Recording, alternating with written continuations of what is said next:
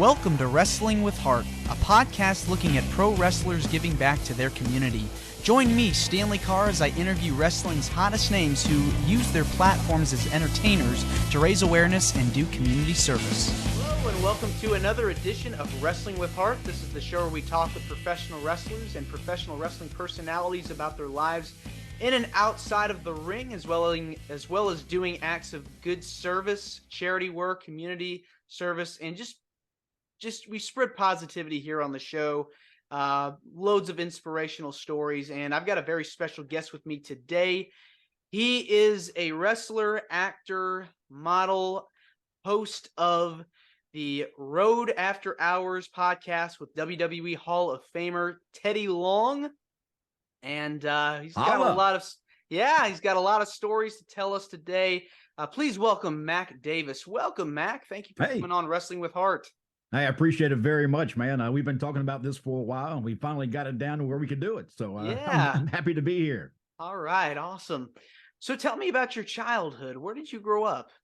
I grew up in Savannah, Georgia. I grew up really I'm one of those kids that people wouldn't believe today, but I was extremely shy as a child.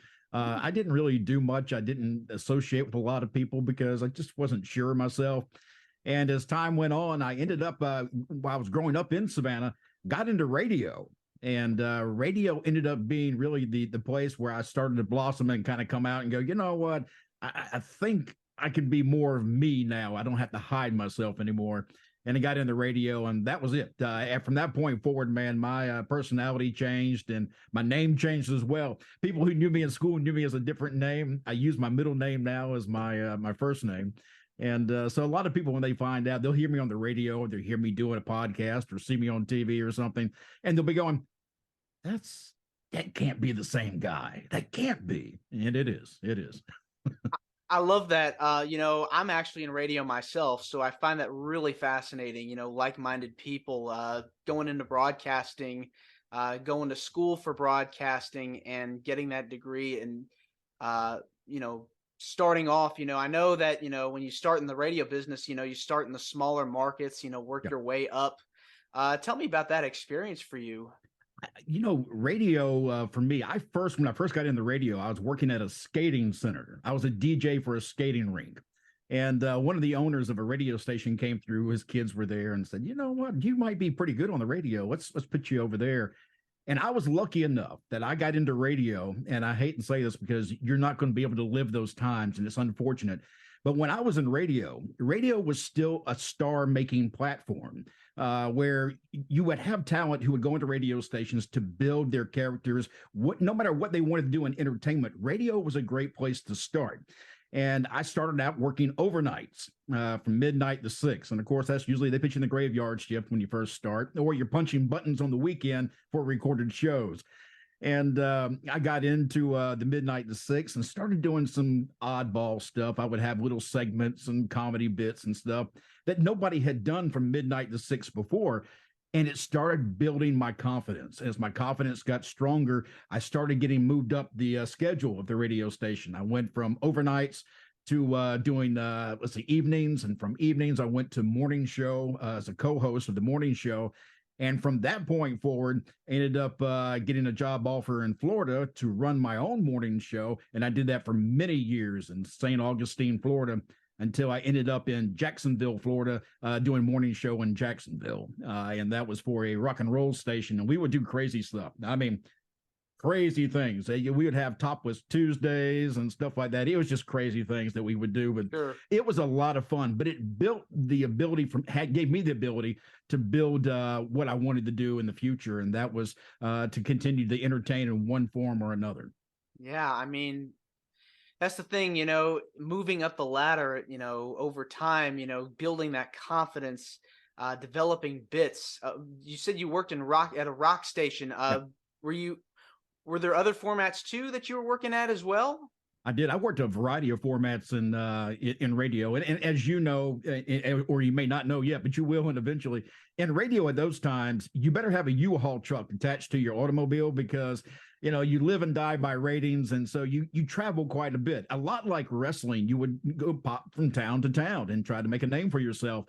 And so, yeah, that was a little bit difficult in the beginning, was the popping around, but I began to embrace that as well because I enjoyed meeting new people and having new opportunities to prove myself. And that's really what radio was. It was a way to prove yourself and try to be better than you were the day before. I spent a lot of time in show prep, and a lot of people on radio now, they basically rip and read. They, here's the title of the artist, and here's what time it is, and here's the temperature and the weather. But people, I'm convinced, for people who listen to radio, they want something different. They want somebody unique who's different, doesn't sound like everybody else, and gives them something different. And when I say different, let's say you're playing in country music. If you have country music, well, every country music station plays the same country music.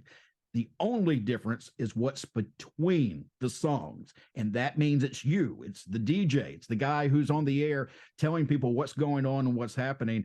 And that's the part about radio I really liked. Knowing that you could put people in the palm of your hand and let them listen to you and want to respond. It's that little nugget of information, those nuggets of information that you want to, let the audience know, who you're listening to, what songs are playing, things going on in your community, hence, one of the reasons why, I started this podcast was to talk about, the community. And, we obviously share a love of wrestling. So, a lot of stations I know have had on wrestlers in the past. Have you ever had a chance to speak with anybody during your time?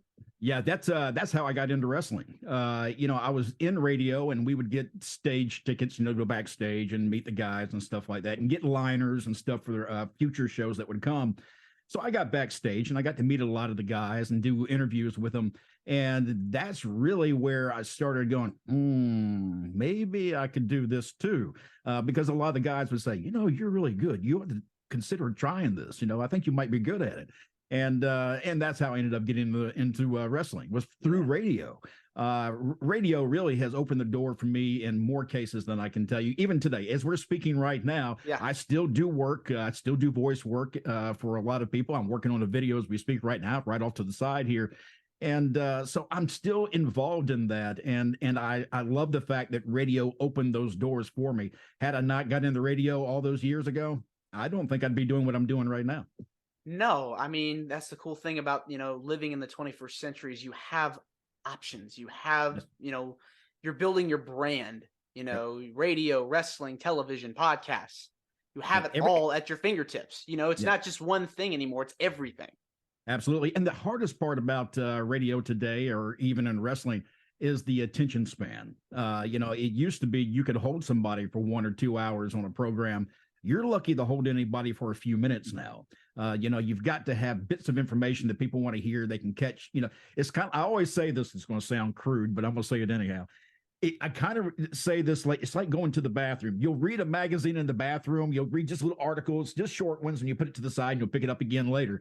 That's pretty much how we consume all of our media now. We just take a little bit of that information and then we move on to something else. And we keep popping around just this, to make ourselves happy with what we want to hear. And then we don't really hear the entire, story of what may be going on. And I hate that. I like the fact that we have short areas where we can learn something very fast, but I hate that we get away from the true stories of telling a story. That's difficult to do. And that's difficult to do on radio because you're usually trying to do it in a matter of 8 to 10 seconds. Or if you're in wrestling, you're trying to get it under 2 minutes, so right. You're really trying to rush a lot of information in a short amount of time.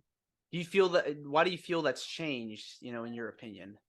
Well, I can tell you right now here, I'll show you what caused it. The phone. The phone has caused the difference.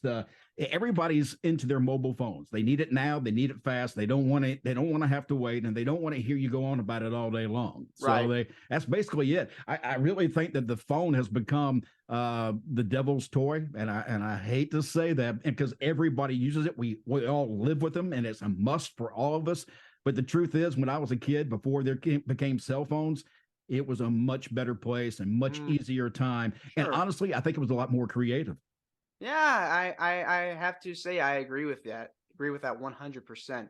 The internet is both the best and worst thing in the world, so you kind of have to take advantage of it, to make the most of the situations. But yeah, I feel like it was just easier to get along and to have camaraderie. So yeah, I definitely 100% agree with that. But I kind of want to switch gears. You said you got into wrestling through radio, but were you a fan of wrestling growing up?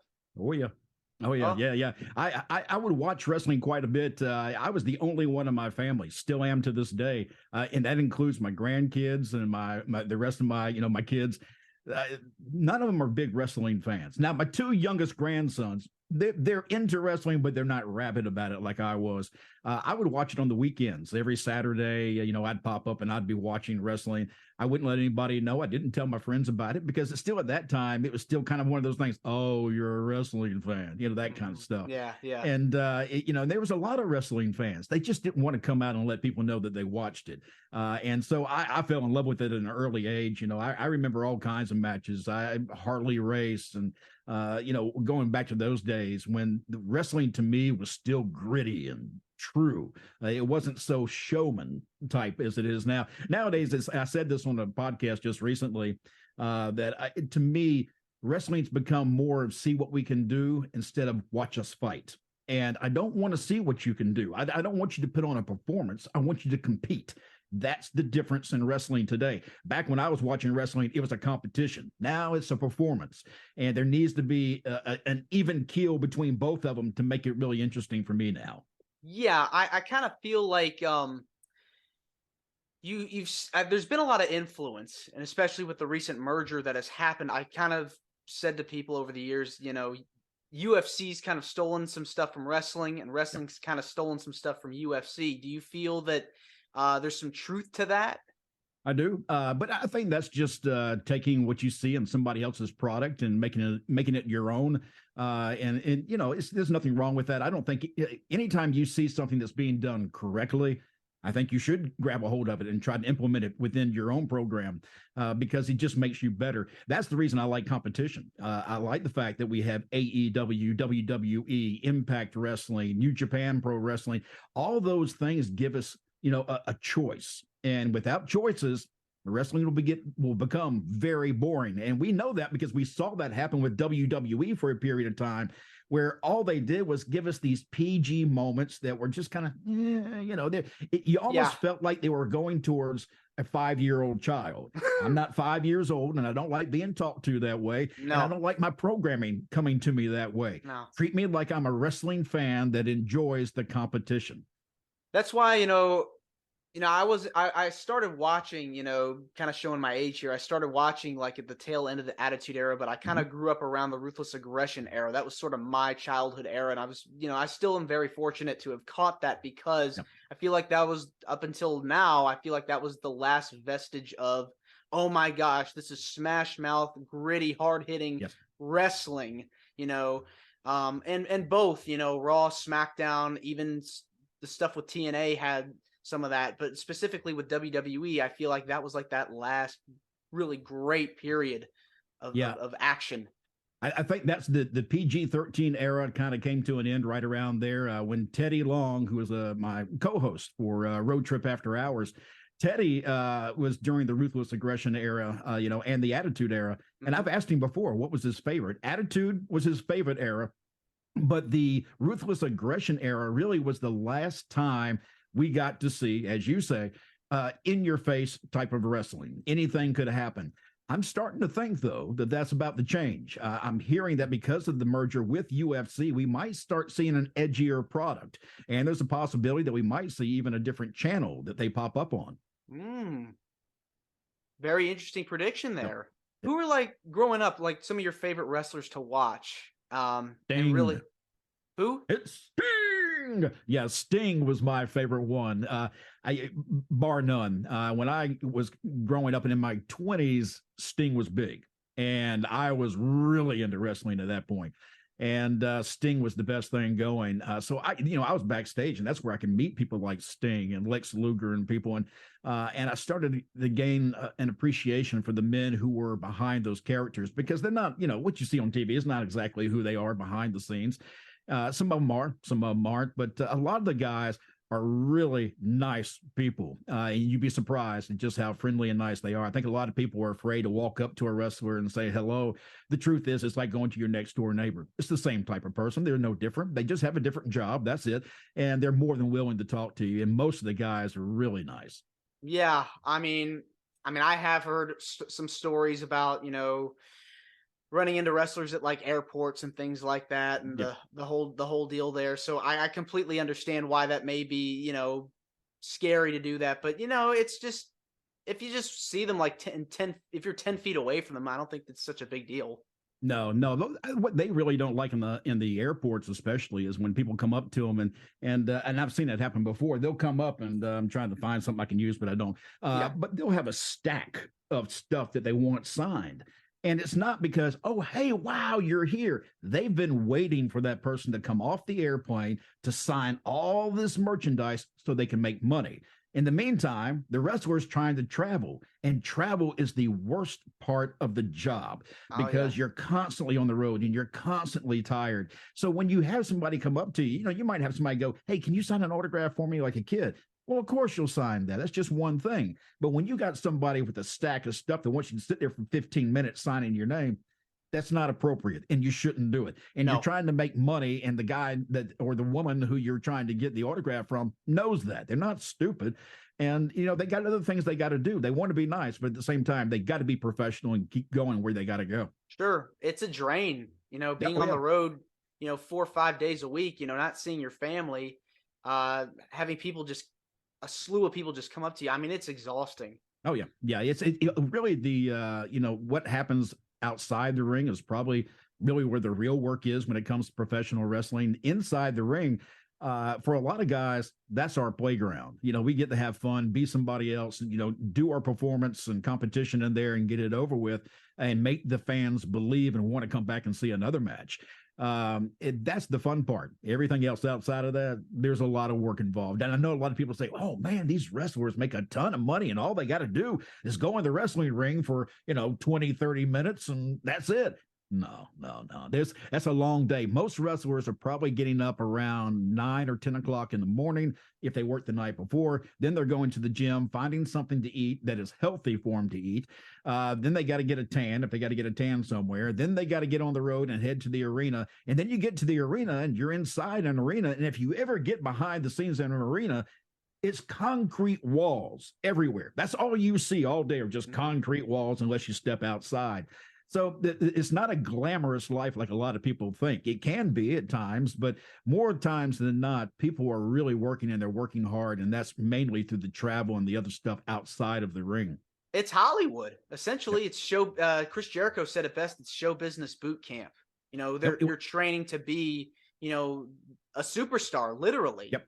And that's the truth. And I think that when it comes to wrestling, that, if you're looking to get into acting of any type, wrestling is the best place to go because the improv you have to do with professional wrestling is extremely useful for guys. And the most successful guys can do improv, and they learn that through the process of professional wrestling. Who do you think the best, in your opinion, people that can improv are? Chris Jericho, number one, probably. He has the ability just to reinvent himself every time he gets into a match. If you notice, like even in AEW, he can work a match as one type of a character, and then the following week he can switch out and be somebody completely different, and you believe it. It's that fast in most cases. Chris Jericho would probably be really, as far as I'm concerned, the number one. Oh, no doubt about that. His stuff with Kevin Owens is still like Hall of Fame worthy stuff. Yep. To this day. That's where, they had the ability to be funny and serious. And that is a true talent, because if you can make fans laugh and get pissed off at you at the same time, you're doing really good. Oh, yeah. People wanted to see what they were up to every week. It's amazing how they're able to do that. Yeah. So you got into wrestling. You're in the business. Tell me about the training process. For me, it was different. Training for me, I was in radio we were doing I'm trying to get it out of my mouth now. I can't think of what it's, the sheriff's department and the police department were having a benefit football game, flag football. And they wanted something that intermission that fans could watch, in between, during the halftime. Well, they came to the radio station I was working at the time and said, "Hey, how about we do a wrestling match? The radio station versus the fire department." Yeah, okay. So we went out there and we just put some rope around cans. It was not even a real wrestling ring. Yeah. But we put on a performance there, and I was one of the guys that got in there, and a promoter was in the stands. And I did not know this, but after we finished, a promoter came down and found me and said, "Hey, you need to come train with us. I think you might have something there." And so I ended up going in and training one time and took a couple of bumps just to see if I can handle the bumps. And that's the worst part. And once they saw I can handle the bumps, they put me in the ring. And when I said they put me in the ring, the next show they had me in the ring. I wasn't even ready. I was scared to death. But they knew something, I guess, because the fans loved me from the second I came out. I don't know why that was. They just took to me. And from that point forward, I had a jetpack on my back, and I was trying to train while I was wrestling, and that was difficult. But most people don't do it that way. Most people, and what you should do, is go to a wrestling school, a real wrestling school, go through months of training, learn how to do it properly, not just how to take the bumps and do the moves, but also how to express yourself and be a character and many other things. There's a lot to professional wrestling that people don't realize. Most of it's how to keep your body in shape, how to eat correctly, how to use your time wisely when it comes to let's say podcasts or anything else. There's only so much you can do in a day, so you've really got to juggle stuff around. But you learn all that if you go to a good wrestling school. They'll teach you how to do that. And then once you get in somewhere like WWE, then there's a whole new boot camp. You're still learning when you get there. They're still training there as well. They've got so many wrestling schools across the country, and they, like you said, they teach all those lessons and so much more. So just there's a wealth of knowledge that you can take from it. But it's, your story is just, may not be the most traditional way, but I find that very interesting. Yeah, I hate to say it because I always hate to even talk about that sometimes, because a lot of the guys, they'll be like, "Oh God, he didn't even get really trained." I didn't. And I openly say that I did not get properly trained. I was training in the ring, it was trial by fire. And I've always kind of worked that way. So I guess that was not unusual for me to be, thrown into it that way. Radio was the same way. Even when I got in the radio, I just jumped in with both feet and just see what happens. Yeah. And, and it's just a matter of just kind of giving in and saying, you know what, I'm going to give myself to whatever it is I'm doing, and I'm going to give it 100% and see what happens. And sometimes you got to do that. You got to take a chance. Yes. And take risks. Without taking chances, you don't go forward. And that's the honest truth. I can tell anybody, and I'll tell my grandbabies this all the time.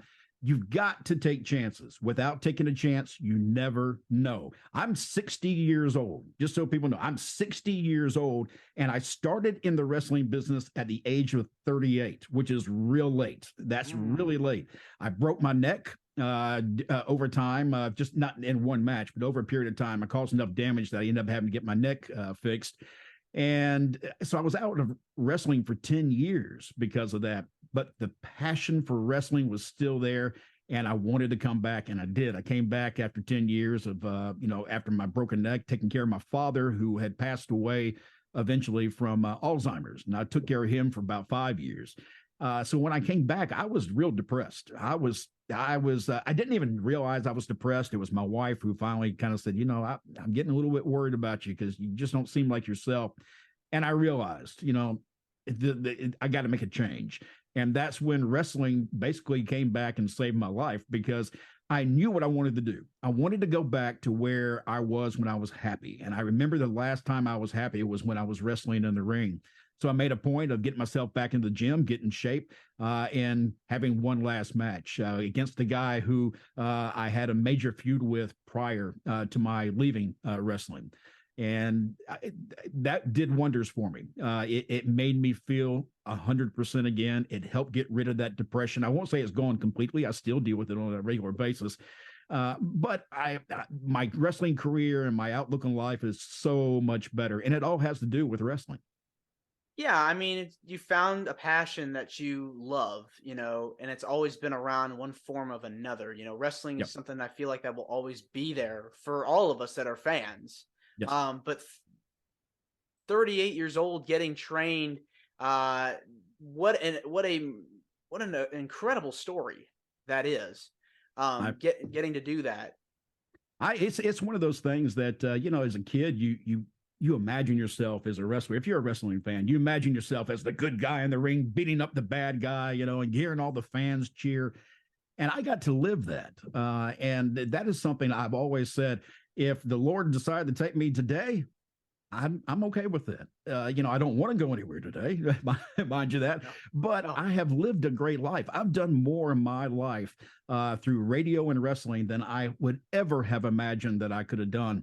Got to meet people I never knew I'd get to meet, meeting legends that I never thought I'd even be able to sit down and have dinner with. And it's just something that, for me, I am personally very proud of what I've done so far in life. I hear people always say, well, you're never going to make it to the WWE. I'm only 60 years old. I still got another 20 years. Who knows? And never say never, right? That's right. No better time than the present. Absolutely. I mean, I'm always saying it out there. I'm putting it out there. I don't mind taking those chances. I don't mind large crowds. I've worked in front of crowds of 10,000 for a different event, not for wrestling. And it didn't bother me. That stuff just doesn't shake me. So I actually get a thrill from it. The more people, the more thrill you get, because there is a certain amount of a high that you get when you get into a wrestling ring, and you get that adrenaline rush that's coming, and the fans are there. And it's just a lot of fun. And it's a great time for anybody. And I suggest anybody who's ever thought about wrestling, go find a school, live that dream, because you don't want to end up getting 60 years old going, I should have done this and I should have done that, and I wish I had tried that. You'll kick yourself if you do that. No, live life with no regrets. I love that Absolutely. mantra. I've been living that mantra for the last several years, and I plan on keeping that mantra. Yeah. Who are like some opponents that you enjoyed being in the ring with? I got two in particular that I can tell you about. The guy who I wrestled when I came back from my return match was a guy by the name of Mike Stratus. And Mike Stratus and we're about the same height and size. We were really kind of big, muscular guys back then. I was much bigger than I am now. But at that time, Mike and we just matched up well. He was a great heel, and he could make people hate him and just want to beat him up. And you got to have a great heel to make a great face. And he made me a great face. We had match after match, most of those matches inside a steel cage or a dog collar match, something like that. And that reminds me of another person that I started my career with. The first main event match I had was against a guy named Preston Paradise, the Platinum Playboy. And during that time, again, now I'm about 38, 39, I guess, at that point, because I've only been in it for about a year. And as I'm sitting there, he comes out in the ring working a match. He comes out, goes to my wife in the stands, and everybody in there knew who my wife was. He went to my wife in the stands and started flirting with her during my match. Yeah, that didn't go over too well. So we ended up having a huge feud, and it ended up being a giant cage match called Rage in the Cage. And that match got picked up by Roddy Piper. Roddy Piper saw that match and he loved the match, and he ended up putting it on his website at the time. Now, I know that sounds like it's not a big deal, but back then websites were just starting. Yeah. So Roddy Piper had a website, and they took that match and put it on his website because he had requested it. And that just, to me, is one of the greatest moments of my wrestling career. Even though it was in my first year, it was one of the greatest moments because it was my first main event match. It was recognized by Roddy Piper, and the fans loved it. Not only did the fans love it, but the guys in the back had come out and got into the crowd to watch this match. So you had the boys watching the match as well as having the fans there. And that really was a lot of fun. And when the match was over with, you can find this on my Facebook page too, by the way. I came over the top of the cage and won. When I won that match, the fans came out of the stands and started surrounding me on the floor around the ring, which really freaked me out at the beginning because I was bleeding blood everywhere. So, Oh, yeah. I mean, if a legend like Roddy Piper, gives you the nod, you've made it. I never took it that way, though. I didn't say to myself, well, I made it now. Roddy did it. It just forced me to make sure that I kept doing my best so that maybe he'd do it again. Maybe he'd find another match he'd like. And he did later on. We had another match, and he ended up putting that on the side as well. So I didn't look at it as I made it. I just looked at it as, ooh, something else to reach for. It's Yeah. always, I'm always pushing myself to reach for something else, because at my age of 60, you get to a point where you run out of things to strive for. And that gets kind of boring. You sit around going, okay, what I'm going to do is going to sit here all day long, do nothing, I guess. When you have something, a goal to work towards, it makes life so much better. Yeah, I mean, when you look at all the people in entertainment over the years that are, in their 60s and 70s that are still going strong. I mean, goodness, the Rolling Stones are still at it decades later, still playing the hits. Bruce Springsteen is going on tour, playing the hits. Everybody loves seeing Bruce Springsteen. I mean, if you feel like you've got the energy and the drive and the passion to do something, you're never too old to continue something.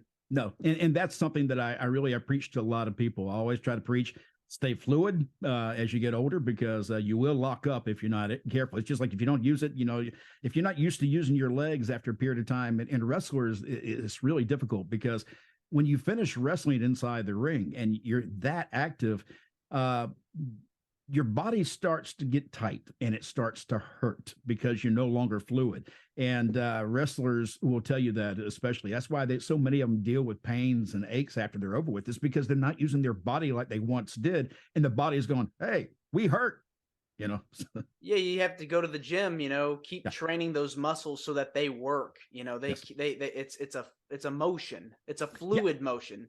Yeah, I've always wanted to, I've told my wife this before. I want to just, at one point in my life, sit back, eat what I want, and get fat. But I can't. My body, my mind will not let me, because I still go to the gym 2-3 times a week now. I'd like to go more, but I just can't. But I still stay in the gym because it's a mindset with me now. Always be in shape, always be TV ready, always be ready for whatever comes next. And that's important when it comes to professional wrestling.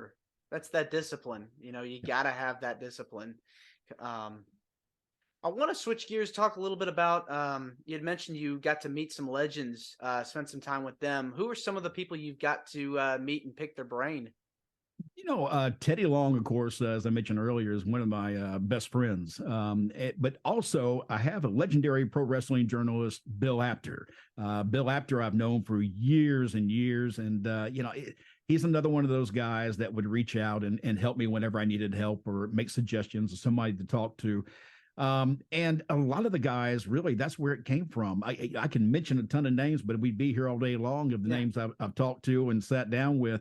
And most of those times, those conversations I always keep private unless it's something otherwise, because I get to see a side of the guys that most people don't. You get to see the character a lot of times, and I get to see the person behind the character, and they're a lot different in some cases.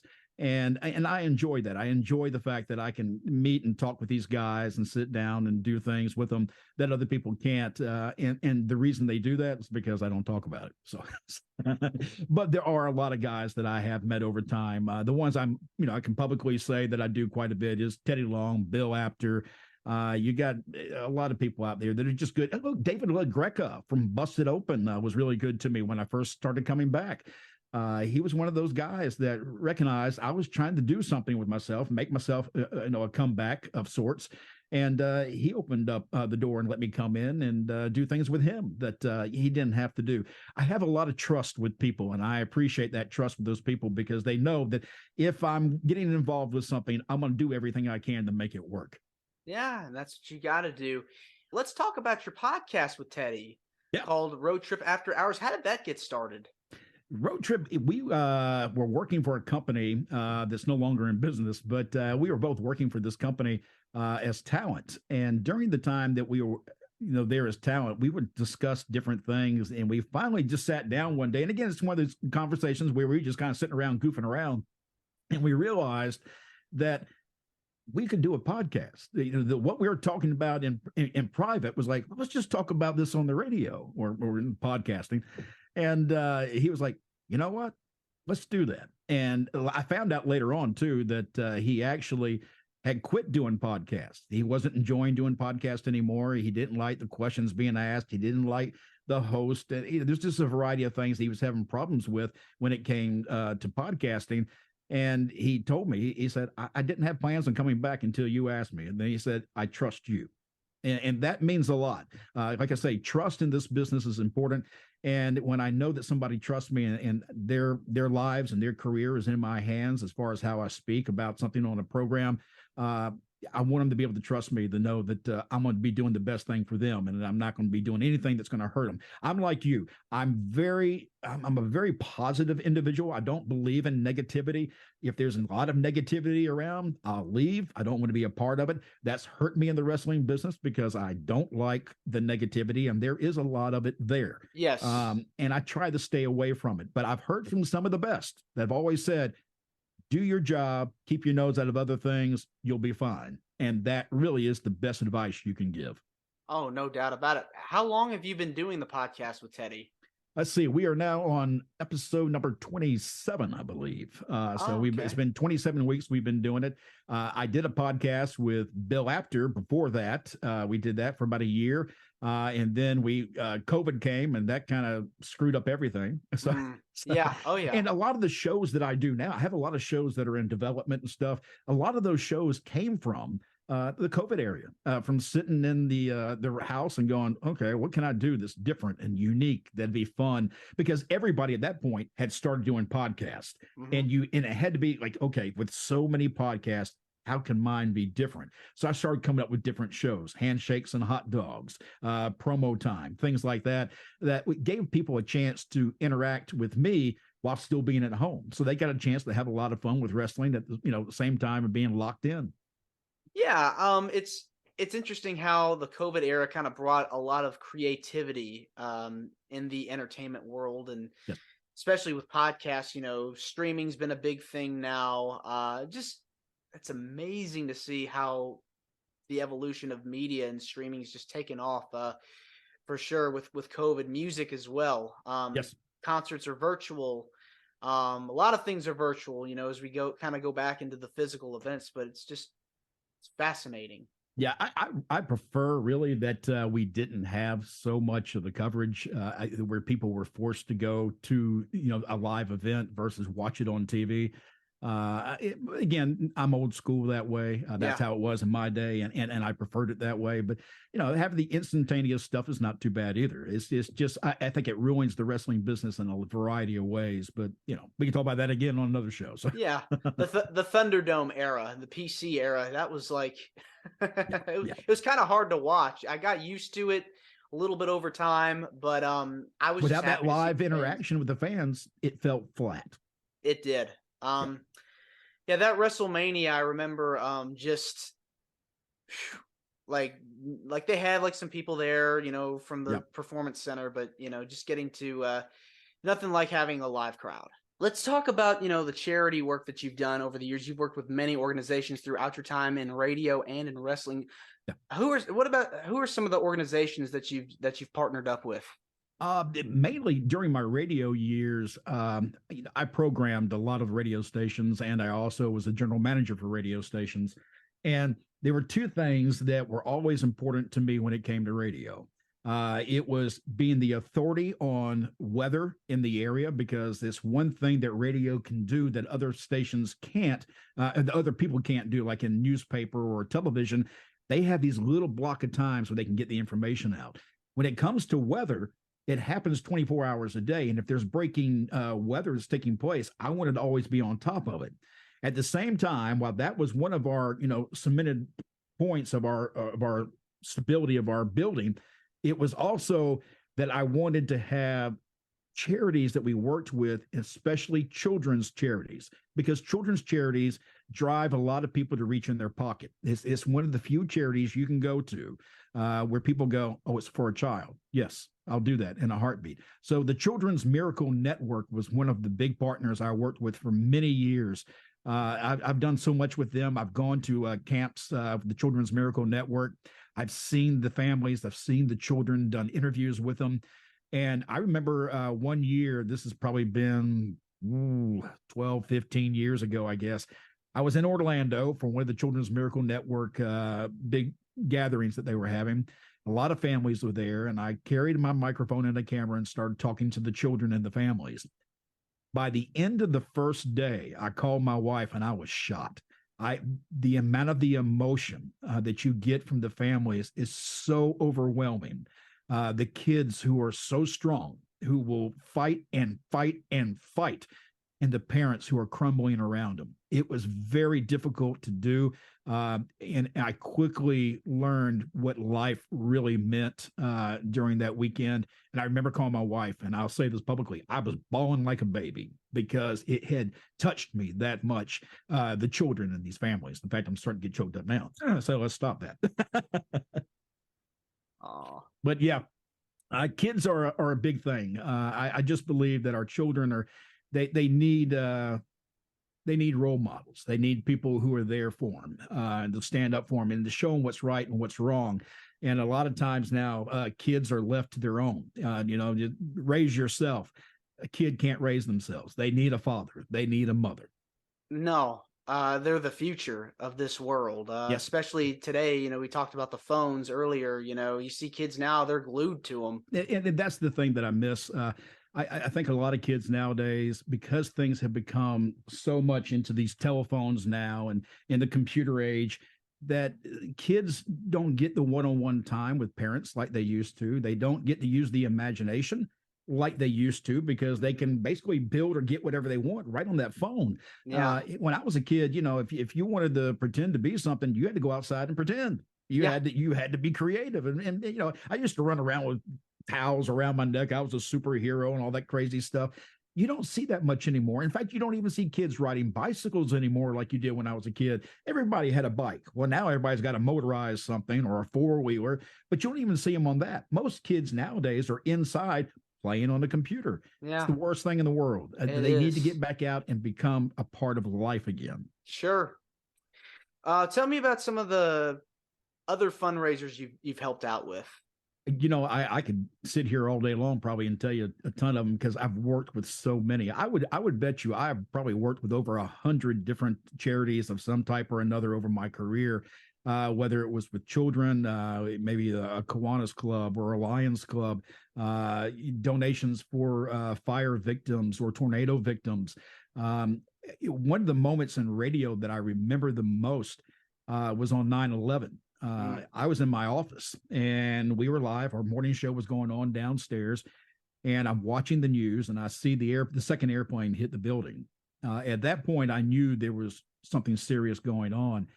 And there is no rule book on how to handle that situation when you're in radio. And we're reaching over 52 counties in the state of Georgia at that time. So we were in a wide area. We had to get the news out. We don't have a news guy, so we all sat around that day and started bringing news to our listeners and stopped playing music, and just went straight on to do our news. That moment, I was more proud of my staff at that time than I can tell you, because they stood up and did what we needed to do to inform our fans and the people who were listening. It was just a moment in my entire career that I'm probably the most proud about, because we put together something that day that our listeners enjoyed, in the sense that they were able to get the information they needed. They need to know about their children in school. How are they going to get those kids out of the school? What's going to happen next? Is there something happen militarily? That kind of thing. And there was just a lot going on. So it was my proudest moment of my entire career, really. Yeah.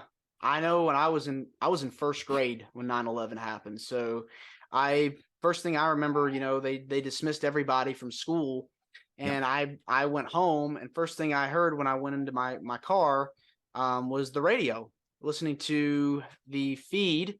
I believe it was like NBC News, but they were talking about what was going on. So that's, radio's, like we've talked about, it's a great way to get information. Yes. It's very accessible. And that was the thing about radio and charity work, it's that you can reach so many people as long as you can touch them, as long as you make them feel what you're feeling. And a lot of people, when they're trying to do charity work, they give people a hard time for telling sad stories. Well, the sad stories are what make people jump, up and do something, because they feel the true emotion of what's taking place. A lot of times I'll see people say, oh, I remember when you told the story about the little girl in the store and Santa Claus didn't get to come see her. And I told that story every year. And the story generated more contributions to the charity that we were working with, whether it was toys or money, because people responded. It was real. They could feel that emotion. And whatever we do in radio and whatever we do in wrestling, if you can make them feel the emotion, you've got them. And Yeah. that's how you should always approach anything we do. Make them feel the emotion that you feel. Yeah. Best example of that, wrestling wise, Roman Reigns defeating Cody Rhodes for the title. I hated that. I was not a fan of that either. I was like, they booked that up till, it looked like Cody was going to win. Like I literally was like, Cody has to win here. And I was like, no, they're going to keep that title on him probably for another few months. Yeah, I was not happy when that happened. Again, I get why they did that, because it's a storyline. They want to continue. I'm worried, though, can they get it back to the fever pitch that they had with Cody at WrestleMania? If they can, great. If they can't, they're going to look back going, we should have let him win at WrestleMania. He's just one of those guys right now, I think, that's a little bit, you can't quite figure out what may or may not happen with him, because there's a lot of fans from AEW who hold a grudge against Cody for going back to WWE. Stupid, but they hold a grudge. Yeah.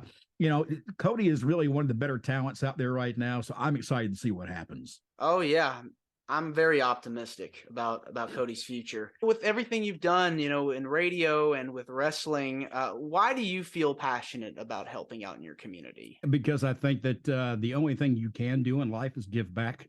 You take and you give back. But if you continue to always take, it doesn't make you a full person. Being a full person means giving and taking. And a lot of times I think the more you give, the more you get to take. It's just that simple. The more I give people and do things for people, it's not unusual for me to have people call up and say, hey, can you help me with this? I want to learn how to write, or I want to learn how to develop a script or something. I don't mind helping. I really don't, because there may be a day where I reach out and ask somebody the same thing, and if we all did that, this world would be such a much better place. It really would. Yeah. Especially now with the divisive, the divided times that we're in, I think it's good to have a vehicle, a medium, like this, where we're having these kinds of conversations. So it's important, to be, the change that you wish to see, and, be good to others. Yeah, this world has become a little bit more callous since I was a kid. At least I feel that way as I've gotten older. The people aren't quite as nice and friendly and open as they used to be, which is strange when you consider how much we have now and how we can contact and meet other people. But I don't feel like we're as close as we once were. We were all very trusting of one another for the most part many years ago. I don't feel that so much anymore. There's a lot of division in the United States and across the world. And that's unfortunate too, because that division only causes grief. That's all it causes. Again, it goes back to being positive and being negative. You can be a negative person and live life, or you can be a positive person and live a happy life. I love to hear that. Mac, this has been wonderful getting to speak with you and talking about everything going on with your life and wrestling and radio. Where can people find you on social media, and do you have any events that you want to plug? Well, let's see. First of all, on social media, you can find me at Mad Mac Davis or at Road Trip After Hours. That's on YouTube. You got to go by there and listen to the podcast with Teddy and I. It's a lot of fun. It's different, but it's a lot of fun. And we also do a podcast with Bill Apter, as I mentioned, somebody else that I know. Bill, myself, and Teddy Long do The Time Machine with Sports Kita. You can find us there. And what was the other question? I'm trying to remember. Events. Oh, events. Yeah. St. Louis Wrestling's coming up on May 13th. I don't know when this is dropping, but on May 13th, we'll be in St. Louis, Missouri, Teddy and I, for the big St. Louis Fan Fest. And there's also a Hall of Fame that'll be taking place with nearly 50 names that will be there that weekend that you can meet and greet and get your picture made and autographs and everything else. You can get all that at sicw.org. There you have it. Wrestling fans of all ages can come out and check out the experience. It's going to be really fun. Mac, thanks again for coming on. You're more than welcome to come back on. And hey, love to get Teddy on too. So I'm sure we could probably pull that off. Yes, love to do that. So thank you again. You bet. All right. Have a great day. This is Wrestling with Heart. I hope you found this podcast to be informative and entertaining. If you did, please hit the subscribe button and look out for the next edition.